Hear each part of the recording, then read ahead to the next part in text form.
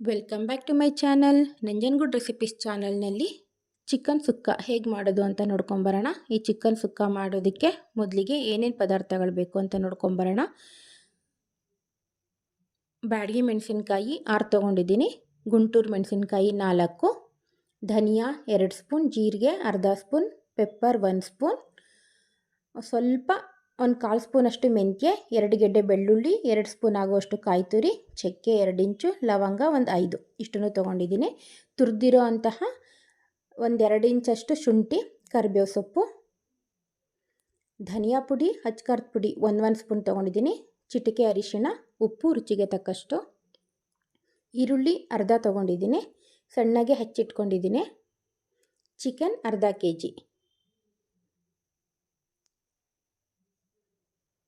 ಇವಾಗ ಮಾಡುವ ವಿಧಾನ ನೋಡ್ಕೊಂಬರೋಣ.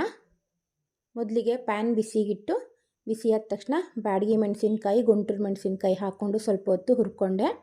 ನಂತರ ಎಲ್ಲ ಸ್ಪೈಸಸನ್ನು ಸೇರಿಸ್ಕೊಂಡು ಹುರ್ಕೊಳ್ಳೋಣ. ನೀವು ಬೇಕಿದ್ರೆ ಎಣ್ಣೆ ಕೂಡ ಸೇರಿಸ್ಕೊಂಡು ಹುರಿಬಹುದು. ನಾನು ಡ್ರೈ ರೋಸ್ಟ್ ಮಾಡ್ಕೋತಾ ಇದ್ದೀನಿ. ಡ್ರೈ ಫ್ರೈ ರೆಡಿಯಾಗಿದೆ. ಇವಾಗ ಕೋಕೋನಟ್ ತುರಿ, ಕಾಯಿ ತುರಿ ಸೇರಿಸ್ಕೊಳ್ತಾ ಇದ್ದೀನಿ. ಈ ಕಾಯಿ ತುರಿ ಗೋಲ್ಡನ್ ಕಲರ್ ಬರೋ ತನಕ ಫ್ರೈ ಮಾಡ್ಕೊಳ್ಳೋಣ. ನೋಡಿ, ಕಾಯಿ ತುರಿ ಕಲರ್ ಚೇಂಜ್ ಆಗಿದೆ. ಈಗ ಮಿಕ್ಸರ್ ಜಾರ್ಗೆ ಹಾಕ್ಕೊಂಡು ತರಿಯಾಗಿ ರುಬ್ಕೋಬೇಕು. ತುಂಬ ನೈಸಾಗಿ ಮಾಡ್ಕೋಬಾರ್ದು ಮತ್ತು ನೀರು ಸೇರಿಸ್ಕೋಬಾರ್ದು.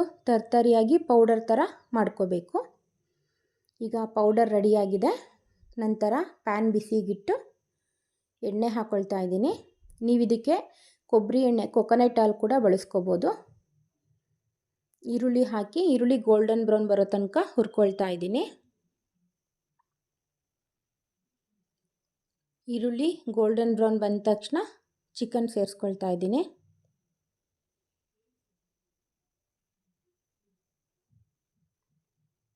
ಚಿಕನ್ ಸೇರಿಸಿದ್ದಾದಮೇಲೆ ಅರಿಶಿನ ಪುಡಿ 1/4 ಸ್ಪೂನಷ್ಟು, ಸಾಲ್ಟು ಎರಡನ್ನೂ ಹಾಕಿ ಚೆನ್ನಾಗಿ ಮಿಕ್ಸ್ ಮಾಡಿ 10 ಮಿನಿಟ್ಸ್ ಹಾಗೇ ಮೀಡಿಯಮ್ ಫ್ಲೇಮ್ನಲ್ಲೇ ಬೇಯಿಸ್ಕೋಬೇಕು.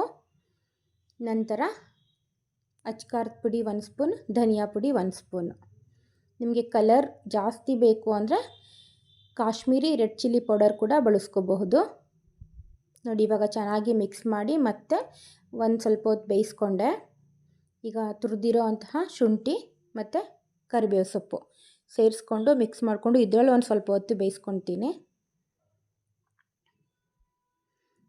3/4 ಭಾಗ ಚಿಕನ್ ಬೆಂದಿದೆ ಅಂತ ಗೊತ್ತಾದಾಗ ಪೌಡರ್ ಮಾಡಿಟ್ಕೊಂಡಿದ್ವಲ್ಲ, ಆ ಪೌಡರ್ನ ಸೇರಿಸ್ಕೊಳ್ತಾ ಇದ್ದೀನಿ. ಇದಕ್ಕೆ ನಾನು ಸ್ವಲ್ಪನೂ ಕೂಡ ನೀರು ಸೇರಿಸಿಲ್ಲ, 1 ಡ್ರಾಪ್ ಕೂಡ ಎಕ್ಸ್ಟ್ರಾ ನೀರು ಆ್ಯಡ್ ಮಾಡಿಲ್ಲ. ಚಿಕನ್ ಅದರಲ್ಲಿರೋ ನೀರು ಬಿಟ್ಕೊಂಡು ಅದೇ ಬೆಂದ್ಕೊಳ್ಳುತ್ತೆ.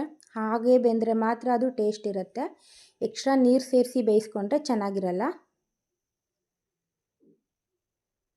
ಇವಾಗ ನೀವು ಖಾರ ಉಪ್ಪು ನೋಡಿಕೊಂಡು ನಿಮ್ಮ ರುಚಿಗೆ ಅನುಗುಣವಾಗಿ ಖಾರ ಬೇಕು ಅಂದರೆ ರೆಡ್ ಚಿಲ್ಲಿ ಪೌಡರ್ ಸೇರಿಸ್ಕೊಳ್ಳಿ, ಉಪ್ಪು ಬೇಕಾದರೆ ಉಪ್ಪು ಸೇರಿಸ್ಕೊಳ್ಳಿ, ಕಲರ್ ಬೇಕು ಅಂದರೆ ಕಾಶ್ಮೀರಿ ರೆಡ್ ಚಿಲ್ಲಿ ಪೌಡರ್ನ ಆ್ಯಡ್ ಮಾಡ್ಕೊಳ್ಳಿ.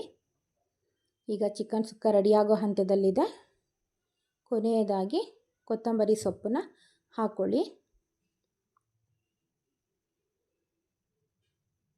ಚಿಕನ್ ಸುಕ್ಕ ತುಂಬ ಸುಲಭವಾದ ವಿಧಾನದಲ್ಲಿ ಮಾಡ್ಕೋಬೋದು. ಹೊರಗಡೆ ರೋಡ್ ಸೈಡ್ನಲ್ಲಿ ಯಾವ ರೀತಿ ಟೇಸ್ಟ್ ಕೊಡ್ತಾ ಇರುತ್ತೋ ಅದೇ ರೀತಿ ಟೇಸ್ಟ್ ಬಂದಿರುತ್ತೆ.